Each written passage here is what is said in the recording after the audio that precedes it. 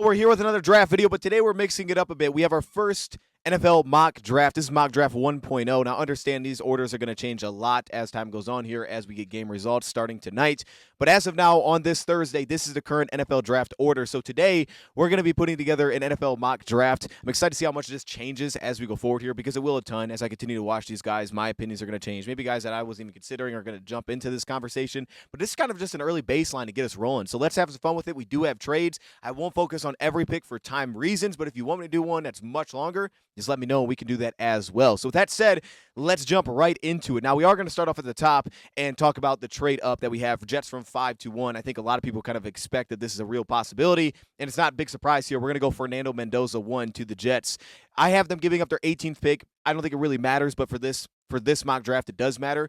Point being, though, Fernando Mendoza going number 1, I don't think it's a surprise at all. The Jets, they can kind of follow the path that the Lions did when they traded Jared Goff for Matthew Stafford and the 2 first-round picks that were also involved there. Problem is, Jets don't have a quarterback to actually trade away. So them acquiring all that draft capital is for an opportunity, in my opinion, to do just this, and that's find that quarterback. And I think Mendoza, from a character perspective, fits in really well to a team that is rebuilding and they're trying to get it right. I think they're going to buy into that, and I also think Mendoza is the best quarterback in this class. Brings a little athleticism, but it's the toughness, it's the poise, it's really the accuracy as well. Big moments, decision-making. I buy into a lot of what Fernando brings from a culture perspective, and I think the Jets need that. Now, we'll follow that up immediately with the Raiders saying, let's go get our quarterback too, and they're going to take Dante Moore. Personally, I'm not as high on Dante Moore, but I think he's a plus in most categories. Accuracy, all 3 levels I think he brings. He brings plus mobility as well. I think it's going to be a work in progress, but he's finished really strong. Decision-making, I think, is going to be a work in progress, but he's finished strong to this season, to this point, and for the Raiders, they're just trying to figure that out. They're just kind of resetting right now after what happened this past season with Geno and Pete Carroll. The new guy steps in, and if you're sitting at 2, you're sitting there, you may not be there again. Might as well take your quarterback, I guess, and that's Dante Moore. Again, I'm not as high on Dante Moore, but for the mock, I think it does make sense. At 3 and 4 is where we get to the weapons. We're going to go Carnell Tate to the Titans, followed by Jordan Tyson to the Browns. Tate, I think, has a case as the number 1 receiver because he has great hands. He's a very good route runner, vertical ability as well, just the consistency, and Ohio State receivers work out most of the time, followed by Jordan Tyson. Both these teams need weapons. The Browns need it in the worst way, so they're going to just follow up and do the same thing with a long guy that's that athletic, that has that much flexibility. It has wide receiver 1 upside, I think, written all over it, so that's why both those teams do that. We'll go Arvell Reese to the Giants. I know they've invested a lot on that defensive front, but that linebacker position has been a bit shaky, and specifically, Arvell Reese, I think, fits into a downhill attacking style, gives you a little bit of that thumping mentality, but also a fantastic athlete. Played on the ball, played off the ball. There's going to be conversation about how that works. I think you can play him off the ball and he'd be fine. He played a lot on the ball. Coverage drops were a little bit more to the flat, but he's so athletic to do it. I think for this defense, you pair him across that defensive front, and you're thinking just downhill aggressive style, and the Giants can do that here with Arvell Reese. We'll go Ruben Bain to the Cardinals. They've invested on this D-line. Don't think they've gotten what they've wanted out of Darius Robinson. So at this point, another physical, explosive rusher, but that secretly has a lot of bend to his game. That can really win around the arc and win inside as well.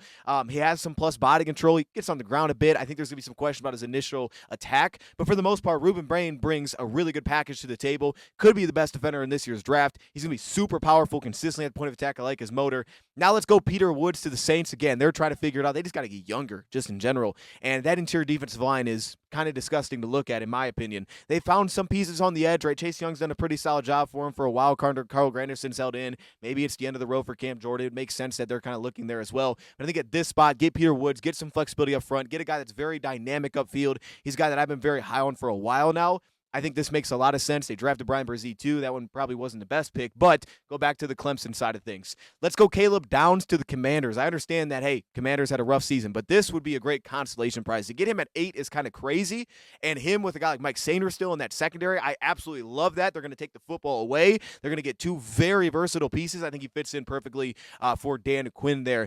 Bengals probably the first big surprise, so I want to stop here, and that's going to be Jeremiah Love to the Bengals at 9. Understand they need everything defensively. They're trying to figure out their quarterback situation. Could use an offensive lineman. But I think sitting at the spot, they could just be looking at the board saying, that's the best player. I like Chase Brown too. When he's given opportunities, if you go too deep, he's going to make you pay for it. And he gets involved in the pass game. But I think Jeremiah Love could potentially take it to another level, have a great rotation between those 2 backs so you don't have to put everything on him. And Joe Burrow might be kind of happy with a guy like that stepping in. The amount of plays that he can make out of the backfield and stress you out underneath, that would also tie into what we can now do with our receivers. It could just make some sense, and it'd be fun. And I'm going to have the Rams take a quarterback. Give me Ty Simpson off the board. Understand he's had some shaky moments, but I'm I tend to be a Ty Simpson fan. I think that his accuracy is a plus. I think he makes pretty good decisions for the most part. Again, he brings some real mobility to the table as well. There's going to be some real areas that you have to clean up within his game. I think under pressure specifically comes to mind, pocket feel, those kind of things. But from a talent perspective, with Matthew Stafford there, it's a great time to kind of settle him into this offense. I think he has enough of the traits that you could buy into long term. Chiefs, Patrick Mahomes, torn ACL. You hate to hear that, but you could also go get another guy that has a torn ACL. It's kind of messed up how that works out. Hey, I have a torn ACL too, so I'm not disrespecting nobody. But they're going to go Jermod McCoy out of Tennessee. This could be the best cornerback in this year's draft. They could use it. There's questions about McDuffie, so you put Jermod McCoy in there when he's back and he's available. He was outstanding 2 seasons ago. He is my highest graded corner as of now, so it makes sense that he would still go at the top.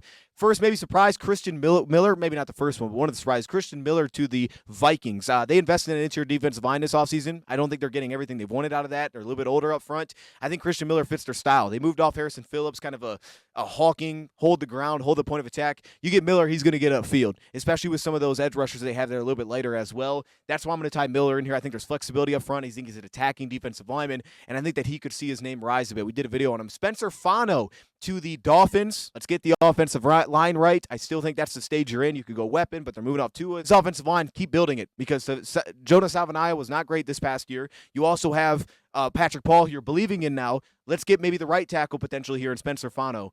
Mekhi Lemon to the Panthers. Here's our second trade up. They're moving up with the Cowboys 2 spots, getting in front of Baltimore, because for this team who's kind of came to life a little bit this season, it's an opportunity to add another really good receiver, a guy that you're going to trust that's going to help Bryce Young off script consistently, be very strong with his hands at the catch point, and be able to line up everywhere, man. This is a guy that you can just find places to put him, and he's going to be successful everywhere, and he'll block. He does all the little things. Caden Proctor to the Baltimore Ravens. I don't have as much fun with this pick, but it makes sense. Daniel Falele at guard. That I don't think that was ever going to really work out that well. But for a team, I think you want to get back to being downhill, being dominant up front. You could say the defensive line, too. They definitely could use it on the edge. It's kind of deep there. So I'm going to go Caden Proctor at this point. Give him a guy that could step in at guard. I think it works well with how they've drafted recently on the offensive line. He fits in. And it also adds some flexibility to this team. And then Sonny Styles. Cowboys move back, too. They get Sonny Styles. He reminds me a little bit of DeMarvion Overshown. So I think those two would play pretty well together. And they had to make a trade, during the season for the Bengals to add some linebacker help. So this is a good opportunity to kind of settle that. Let's go now to the back half. For the Lions, I don't know how to say dude's last name, but I've been a big fan of Francis for a while. The All-22 don't have sound. But Francis Moigoa checks a lot of the critical factors as a plus player. I think he's got real reactive athleticism, body control. There's position flexibility inside and outside. I think very good pass protector for where I'm at. Sure, there's going to be things that style, you're going to want to clean up, footwork. I think just awareness in general here. But athleticism, finishing, flexibility, those things check the box. It feels like a Lion offensive lineman. They could use tackle and guard, just help. They could use a center too, but I think at this point, this might be the way that they would lean. Giants will go Mansour Delane out of LSU, the next corner off the board, another team that needs cornerback help. David Bailey to the Cowboys. This is another trade up, but for the Cowboys side of things, they go from 23 to 19. They have extra draft capital next year. They moved off Micah. They got their backer. Let's add to it again. Let's go get David Bailey. They may think he's falling here because of his rushing ability. A little bit undersized, but man, this guy is as herky-jerky and twitchy as they come, and that's exactly what the Cowboys are looking for here with Donovan Ezeraku. I think he's had a really strong season opposite of him so far this season. Clowney a little bit on the older side. Give him some real juice up front with these 2 picks back-to-back, and that's a lot of fun with Quinnen Williams and Kenny Clark. I mean, there's a lot of juice now on that front 7. We'll go Pittsburgh is going to take Denzel Boston. Give them something opposite of DK Metcalf that's like over 6 foot. I think he's a very real vertical threat. Understand they may have to figure out quarterback, right? But he's a very real vertical threat. The more I watch him, I'm like, why is this guy not getting maybe more love? Because I think he's a very legitimate route runner. I think there could be some limitations underneath, but he's a very legitimate route runner. I trust his hands. I trust his tracking. I trust him in contested situations. I mean, he has like a 73% contested catch rate. It's ridiculous. Give me Denzel Boston. Avion Terrell for the Eagles. They've drafted corner well. They have Cooper DeJean and Quinyon Mitchell, but they need another one. And they moved off a couple depth pieces this year. This is how they replenish with Terrell getting into that mix and really kind of fortifying that group as a whole. Vega Ione is going to go here to the Texans. They still need interior offensive line help. He could plug in and play for them, be immediately impactful. I think he's a very good player. Run game and pass protection. A team that's kind of come to life here. They have a lot of the other pieces. They've invested a weapon. Now let's fortify the O-line. Tampa Bay goes TJ Parker. I'm a TJ Parker fan. fan. I think that he plays the run well. I think he's got real size and physicality, which is going to translate to what a team, the Tampa Bay Buccaneers, would want so that they can have some flexibility with him. I think he's a very underrated pass rusher. He feels like it out of a group that's very strong. I think TJ Parker is an absolute animal. He's one of my favorites. But we'll follow that up. We got a little stretch going on here. Keldrick Falk goes off the board to the Buffalo Bills. His strength is going to be the biggest thing. He can really shed blocks. He's going to immediately make a big impact against the run. You're going to wonder a little bit about the upside as pass rusher. Could be some position flexibility, which the Bills have leaned into. But body control, a lot of the traits as a mover, but also having a very good ability to shed. I think he's one of the best. He can really hold up multiple gaps at the point of attack, give you a real chance there. And I'm going to have the Bears maybe a little off the wall here. They're going to go LT Overton. Again, this is another team that I think could use some real help up front. They get a little bit more size with Overton. A guy that brings, again, great play strength. He's going to be very powerful, can shed blocks, can bring it at the point of attack, but has a little bit, to me, of underrated movement skills in terms of the agility that he brings as well. They invested in Deo. I don't know that connected the way that they wanted to this offseason, so this can kind of solve a couple of things here for the Chicago Bears, getting flexibility and power at the point of attack. We'll then follow it up with the Chargers getting Caden McDonald. For this defense to be at its best, it does need some run defensive support. I'm not overly high on Caden McDonald, but I think he's finished really strong so far this season, felt very impactful. Again, I think he's a plus player across the board in a lot of areas, but he brings a little more explosion than I think you would expect. He has some agility to his game, some great size at 325 pounds, which is just unique. Manuel Pregnon, we did a video on him, so I won't spend much time here, but you send him to San Francisco. Maybe he can sneak his way somewhere here in the first round, can step in immediately to guard and kind of round out this offensive line. I was definitely considering weapon as well at this point, but I didn't know if I loved the fit for a weapon here. So I'm going to go Emmanuel. Caleb Lomu from Utah for the Browns. To me, this makes sense too. This is a team that has always been, at very worst, pretty good on the O-line. Now they're getting a little bit older. They're getting banged up there. It's an opportunity to plug in a tackle on that right side potentially and kind of fortify that as they move forward. Obviously, they're in search for their quarterback, but they given themselves a weapon.